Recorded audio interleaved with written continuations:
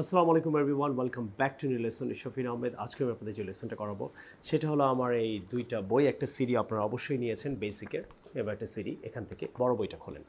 So বড় বইটার page number আমি 87 থেকে করাবো। কিছু স্ল্যাং শেখাবো, আমেরিকান স্ল্যাং। সো এই ছোটো ছোটো স্ল্যাংগুলো আপনার জানা উচিত। সো আমেরিকায় যদি আপনি যান, আমিও 2 মাস আগে যখন গিয়েছিলাম তখন দেখলাম ওরা খুব স্টুপিড পার্সনকে ওরা কিন্তু স্টুপিড পার্সন বলে না, ওরা বলে এয়ার হেড, যে তার মাথার মধ্যে বাতাস সুতো। So he is air head, that guy is air head. ওরা কিন্তু হিটার ক্ষেত্রে, শিয়ের ক্ষেত্রে দ্য গাই ইউজ করে বেশি।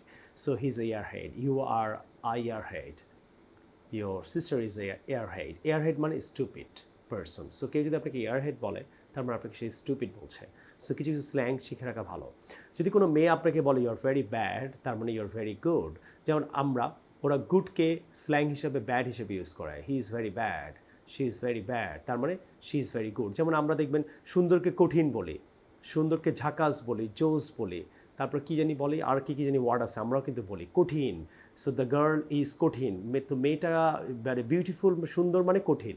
তাইলে ওরাও এরকম এইরকম জিনিসগুলো ওরাও ইউজ করে, যে একটু শুনতে অপোজিট মনে হলো কিন্তু আসলে আপনার ওয়ার্ডের মিনিংটা পজিটিভ।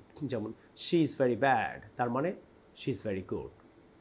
তো বাংলাদেশে যদি সে যদি কঠিন সুন্দর হতে পারে তাহলে ব্যাড ভালো হতে পারে। সো এইভাবে চিন্তা করেন। আর এইসব স্ল্যাংগুলো সাধারণত পৃথিবীর মধ্যে একটা কান্ট্রিতে ইয়াং জেনারেশন যেসব ছেলে মেয়েগুলো আছে তারা ইউজ করে। এগুলো আপনি ডিকশনারিতে এক্স্যাক্ট মিনিংটা পাবেন না কখনো। Next, far out, something unbelievable. So কেউ যদি যদি বলে, আমেরিকানরা বলে far out, this is far out. Far out মানে সামথিং আনবিলিভেবল। সো আপনি অবশ্যই এই বইটা থেকে পড়াচ্ছি, এই বইটা আপনি মিনিং সহ দেওয়া আছে ইংরেজিতে, দেখে নেবেন। সো ফার আউট মানে হুইচ ইজ, মানে দিস ইজ ফার আউট, এটা অবিশ্বাস্য। আমরা this is unbelievable, this is not, বিশ্বাস হচ্ছে না, সেক্ষেত্রে আপনি বলেন দিস ইজ ফার আউট। বাংলাদেশে এগুলো ইউজ কম করবেন, বাট ইংরেজি মুভি দেখলে আপনার অনেক সাহায্য করবে এই স্ল্যাংগুলো। সো হ্যাং ফাইভ মানে ওয়েট এ মোমেন্ট। আপনি কাউকে বলতে hi hang five, hang five, তার মানে ওয়েট এ মোমেন্ট।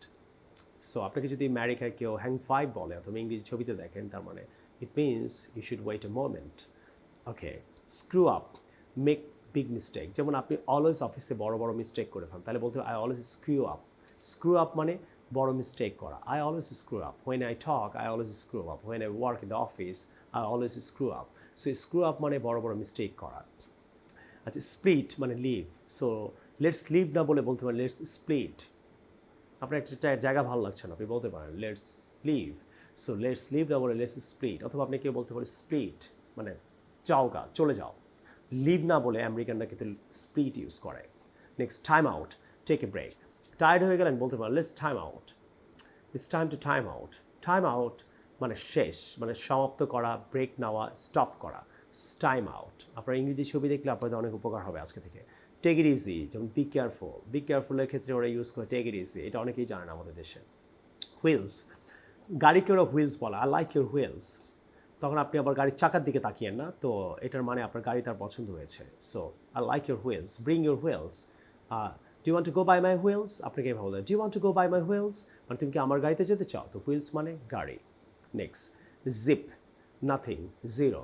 কেউ যদি বলে হাউ আর ইউ, জিপ, কী হয়েছে ওখানে? Zip, nothing. তো জিপ মানে কি? জিরো। তুমি কি পাইছো? জিপ মানে জিরো। তো জিপের দুইটা অর্থ, নাথিং অথবা জিরো। তুমি কি পাইছো? জিপ, কিছুই না, এর মানে নাথিং। ওকে, তোমার রেজাল্ট কি? জিপ। সো জিপকে ওরা আমেরিকান স্ল্যাং হিসাবে জিরো অথবা নাথিংয়ের ব্যাপারে ইউজ করে। সো এখানে আশা করি you love some of the phrases, slangs. আমি আমেরিকান স্ল্যাং আপনাদের শেখালাম 87 নম্বর পেজ থেকে। I hope you like it. আর যদি ভালো লাগে অবশ্যই কমেন্ট করবেন, শেয়ার করবেন। আর দুইটা বই একটা সিডি এখনই অর্ডার করবেন 0161551551 এই নাম্বারে। I'll see you in the new lesson some other time. Take care. Allah Hafiz. Assalamu alaikum.